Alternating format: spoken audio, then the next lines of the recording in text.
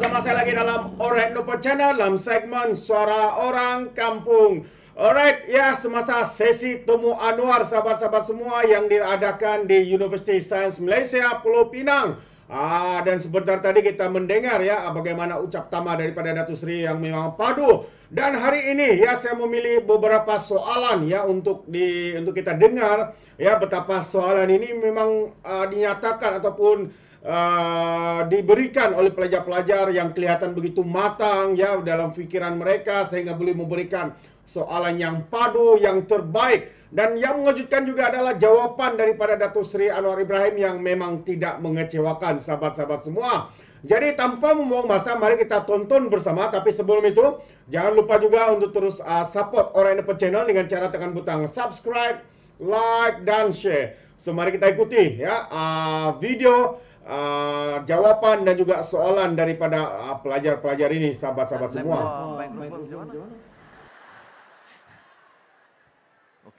Okey, baiklah. Saya Syuhada Elmi, pelajar tahun ketiga daripada Pusat Pengajian Sains Kemasyarakatan bermejakan Sains Politik.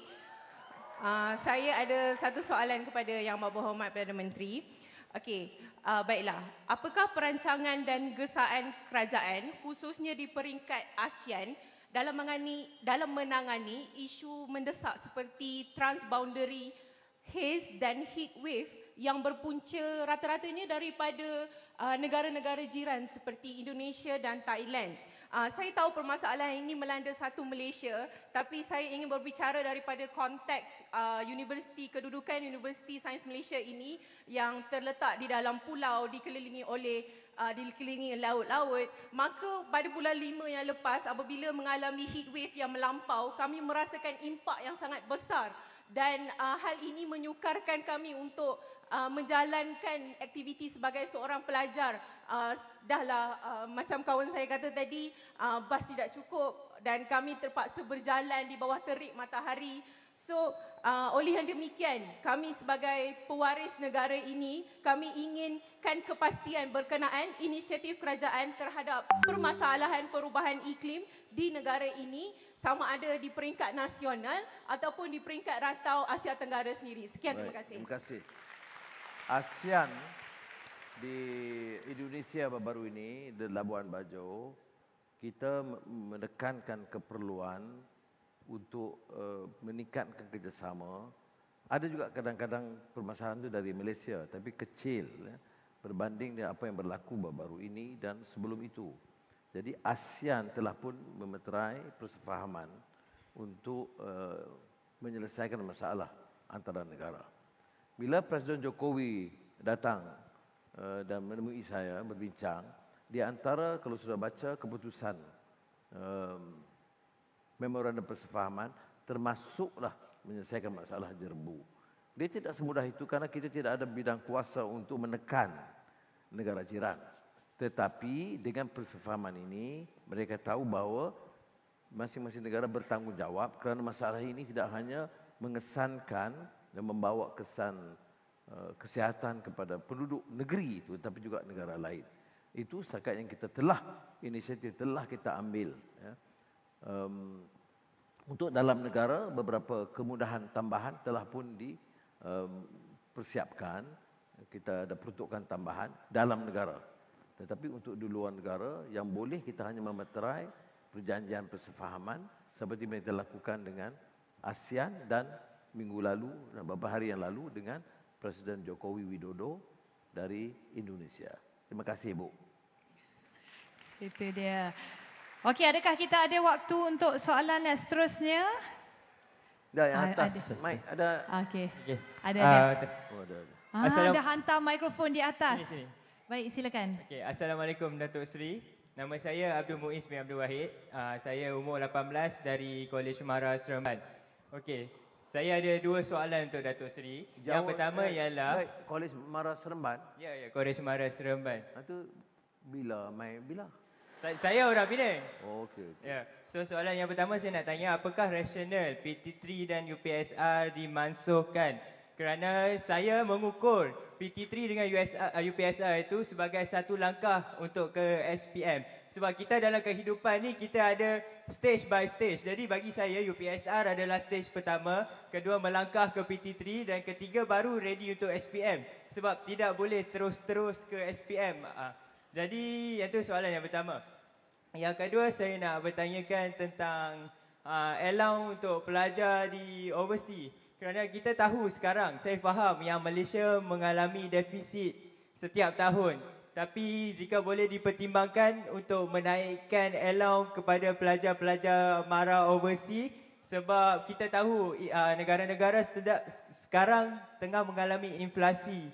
Jadi saya berharap perkara ini boleh dipertimbangkanlah agar nanti murid-murid kat sana terjaga dan tak kebuluran ke melakukan perbuatan yang tidak sepatutnya. Dan saya berharap pelajar-pelajar di sana pun akan balik berjasa pada negara lah. Sebab saya pun nanti satu hari saya berjanji akan berjasa pada negara dan jadikan Malaysia sebagai Tiger of Asia balik. Terima kasih. Ni nak pergi overseas ke ni? Tanya ni. Ya, Abdul Muiz nak keluar negara apa ni? Lepas ni nak keluar? InsyaAllah berdasarkan result jugalah. Patutlah. No, tentang ujian pakar-pakar pendidikan ya dari Fakulti Pendidikan atau Pendidikan itu berbincang panjang di Kementerian Pendidikan dengan Menteri Fadlina dan mereka secara konsensus memberikan cadangan ini. Saya tidak dapat maklumat cara terperinci betul, tapi Menteri kemudian menjelaskan di mesyuarat Jemaah Menteri bahawa keputusan ini dibuat oleh hampir keseluruhan pakar-pakar pendidikan di Kementerian Pendidikan dan juga di universiti, PIBG dan lain-lain. Ini keputusan mereka. Kalau ada pandangan yang berbeza, itu boleh kebukakan dan kita teliti. Itu yang saya boleh jawab. Tapi keputusan itu tidak keputusan gopoh. Kerana keputusan itu melalui proses yang panjang dan perundingan yang agak berlarutan juga, sehingga keputusan dibuat. Tapi seperti mana yang keputusan lain, ya dia ada juga beberapa pandangan yang berbeza dan kita raikan perbezaan itu. Cuma keputusan telah dibuat.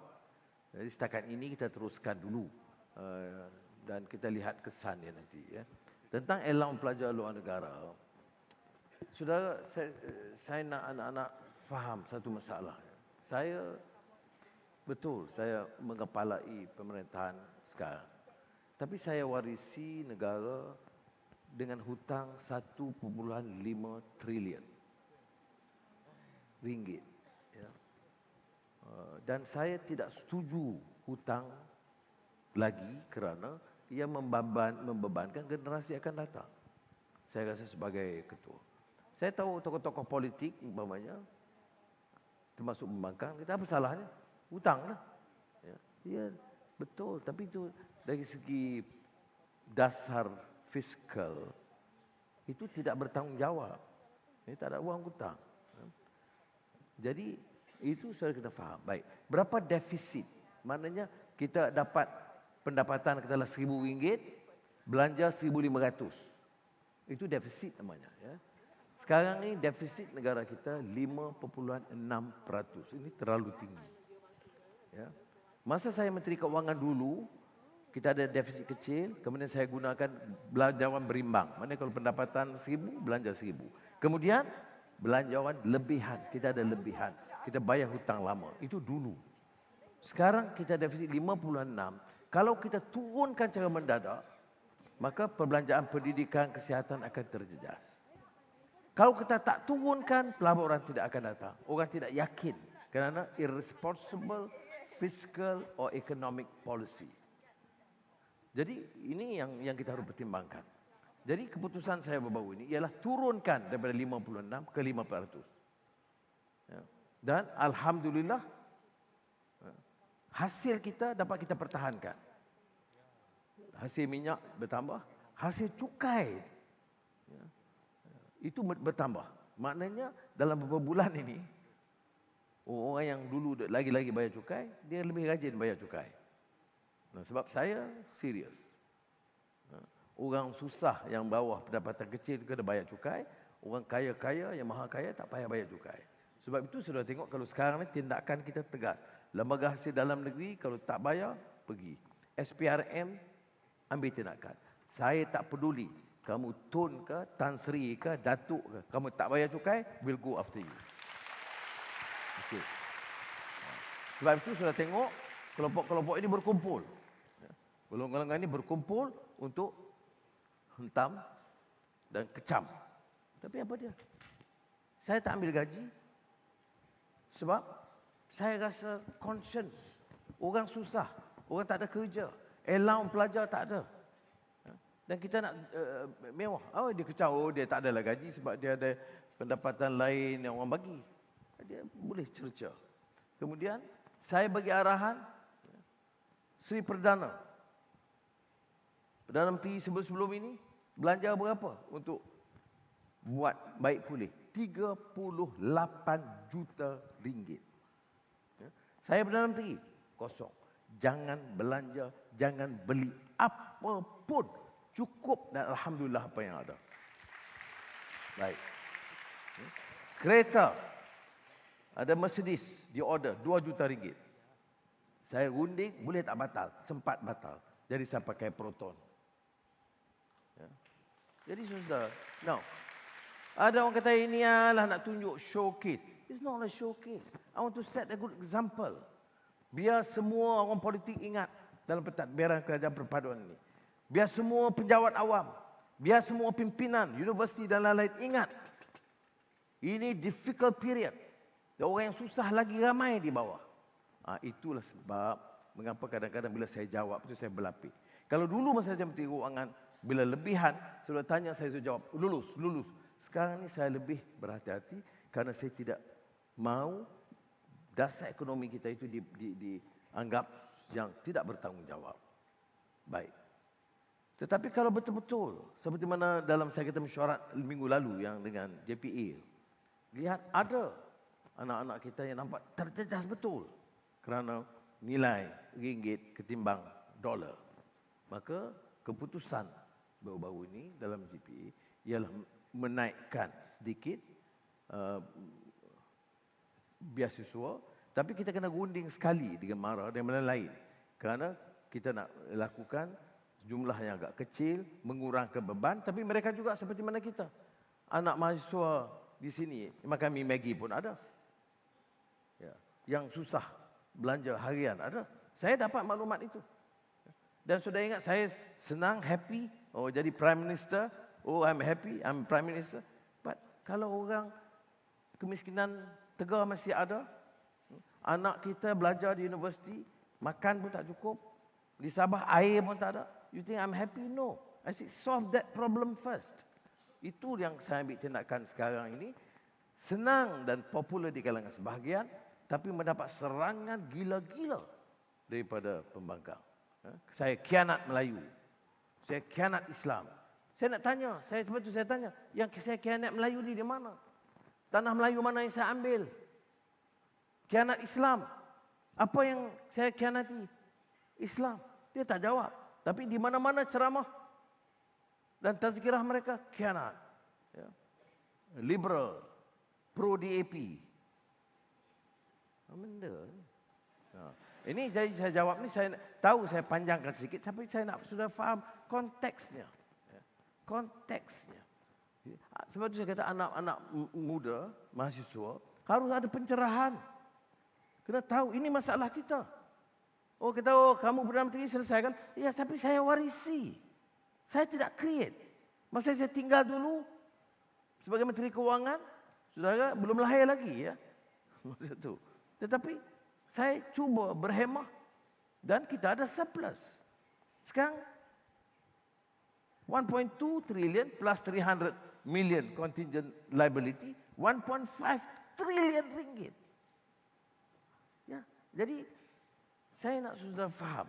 Tapi ini tidak bermakna tak boleh tuntut. Bas boleh. Ya, ataupun allowance, internship. Tetapi sudah saya ingat, jangan marah. Ya. Jangan rasa kita ni tidak bertanggungjawab. No. Kita kerja kuat sungguh-sungguh dan kita cuba Yang paling penting selamatkan.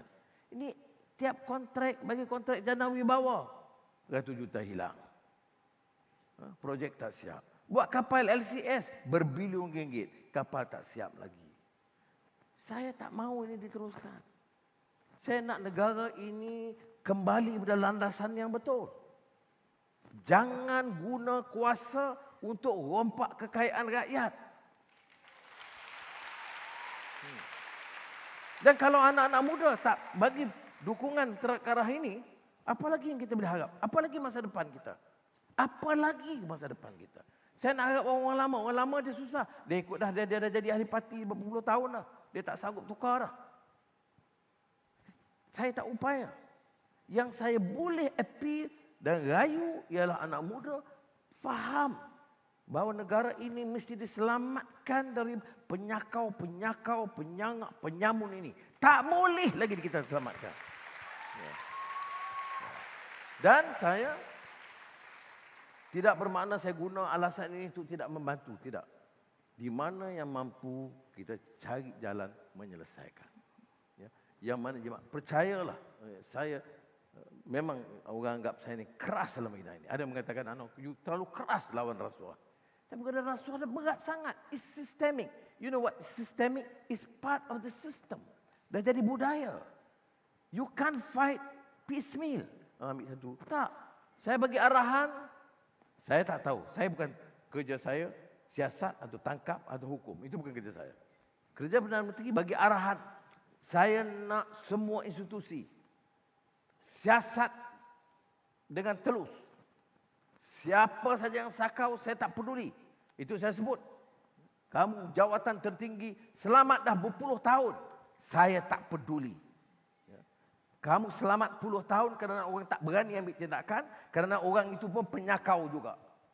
Now this has to stop and we will fight them. Sesiapa yang melangkah ini. Okey. Itu dia. Dalam kata lain, kita cuba buka minda kita. Terbaik sahabat semua, itu dia jawapan terkini dari Datuk Seri Anwar Ibrahim. Memang padu soalan daripada anak muda ini sahabat-sahabat semua, sehingga melibatkan defisit, inflasi dan dijawab sekali, dirangkum sekali oleh Datuk Seri Anwar Ibrahim dengan jawapan yang padu, jawapan yang bernas sahabat-sahabat semua. Yang penting sekali adalah untuk kita melawan korupsi rasuah, bermula daripada anak-anak muda yang ada, yang hadir bersama dalam temu Anwar ini. Jadi sebab anak-anak muda inilah yang akan menjadi penerus kepada legasi untuk melawan korupsi rasuah ini, seperti mana yang dinyatakan oleh Datuk Seri Anwar Ibrahim. Terbaik, satu jawapan yang padu daripada Datuk Seri dan juga soalan yang terbaik daripada pelajar-pelajar dan juga anak-anak muda ini. Sahabat semua, itu pandangan saya. Bagaimana pula dengan anda di luar sana? Anda boleh berikan komen dalam ruangan komen, tapi ingat, komen dengan cara berhemah, jangan menjadi seperti Walan Walantit, lebay-lebay, geng sapu bersih, dan juga geng takut Anwar yang saban hari menjajah fitnah dan sebagainya. Jadi, sampai di sini saja. Izinkan saya untuk mengundurkan diri dan seperti biasa, peribahasa mengatakan, tak apapun kangkap, 2 tahun keinginan. Dalam bahasa Melayunya, tepuk dadah, tanya selera. Sekian saja daripada Alright Dapat Channel. Saya kita berjumpa lagi dalam info dan update yang seterusnya. Sekian. Bye-bye.